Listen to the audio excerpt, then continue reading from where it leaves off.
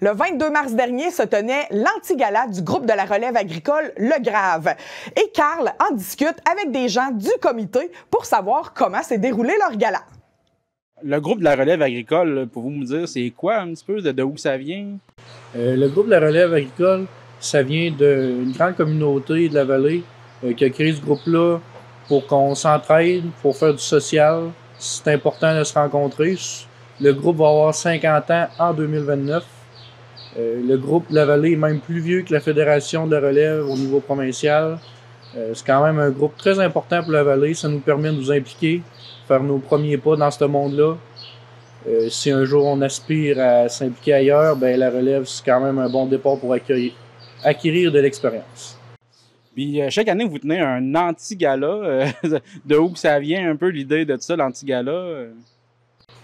C'est une idée qui vient d'anciens membres qui ont eu l'idée un peu de faire une soirée sociale pour inviter les gens à se réunir, puis aussi permettre de rendre hommage à différentes personnes qui, dans notre milieu, font une différence, montrent le savoir-faire aussi des agriculteurs un petit peu partout dans la vallée. Donc, c'est une belle soirée qui permet de leur rendre hommage et aussi de se voir puis de briser un peu l'isolement qu'on vit à l'occasion dans le monde agricole. Puis je pense que vous avez même des prix loufoques un petit peu, hein, si je me trompe pas, pour rire un petit peu pendant la soirée.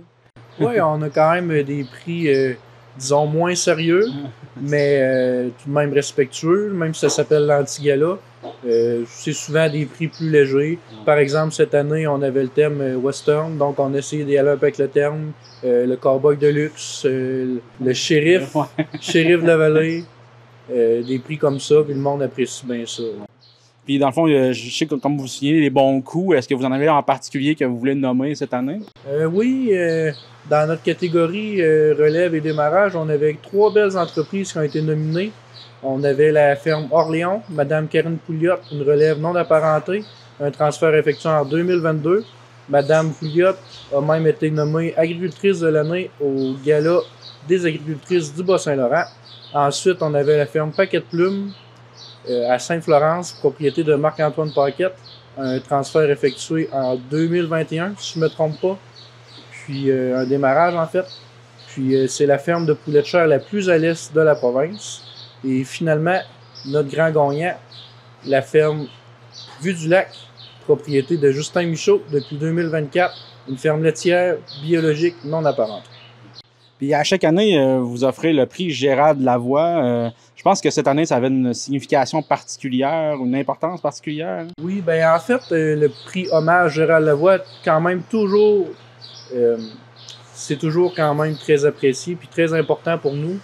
C'est un prix qui souligne les gens qui sont très présents auprès des autres producteurs, que ce soit leur écoute, leur empathie, des conseils, du soutien. C'est un prix qui souligne beaucoup l'aide pour la santé mentale. Cette année, c'était quand même très spécial et il y a eu beaucoup de candidatures de qualité, mais le comité a eu une candidature qui était très, très importante, puis il ne pouvait pas passer à côté. Cette personne qui a reçu le prix cette année, c'est une personne qui a laissé un doux souvenir dans sa communauté. C'est une personne qui était très impliquée, il était impliqué auprès de la relève, auprès des caisses des jardins, du comité festif de Valbriand, ses associations de race. C'est une personne qui était beaucoup d'écoute, de conseils, puis ironiquement, même une semaine avant son départ, il était encore beaucoup présent pour les gens autour de lui. C'est pourquoi nos 2 anciens gagnants, M. Nicolas Demers et Mme Audrey Hamel, sont montés sur scène lors de notre gala pour lui remettre le prix de façon posthume à M. Alex Turcotte-Lausier. Très bel hommage là, pour avoir été là. C'était vraiment beau à voir. Mais on va changer un petit peu de sujet. Avec les élections prochaines, puis les menaces tarifaires, puis la dégradation des relations avec nos voisins du Sud, je pense que les agriculteurs ils ont des craintes un petit peu, si je ne me trompe pas. Effectivement. C'est sûr qu'on a des craintes. Quand on regarde la situation actuelle avec le président américain qui passe son temps à vouloir la disparition de la gestion de l'offre, ça ne peut pas faire autrement que nous faire peur. La gestion de l'offre, c'est un système qui nous permet, en tant que producteur laitier, d'avoir un prix juste pour les produits qu'on vend.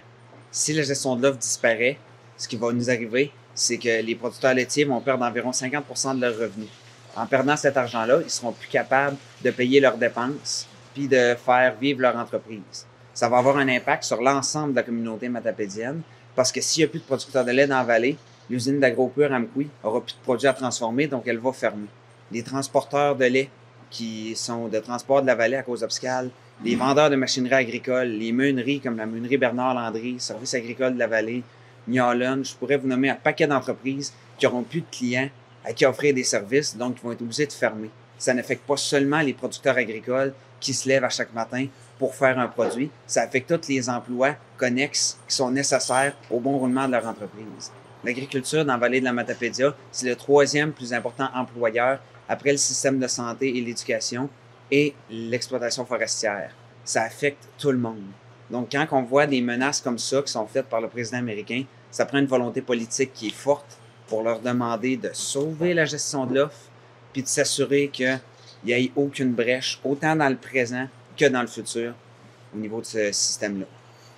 Bien, merci beaucoup pour votre témoignage. Je pense que c'est important présentement de souligner les craintes des gens de notre région. Donc, on espère que ça va tourner de votre côté en votre faveur. Donc, merci beaucoup. Merci.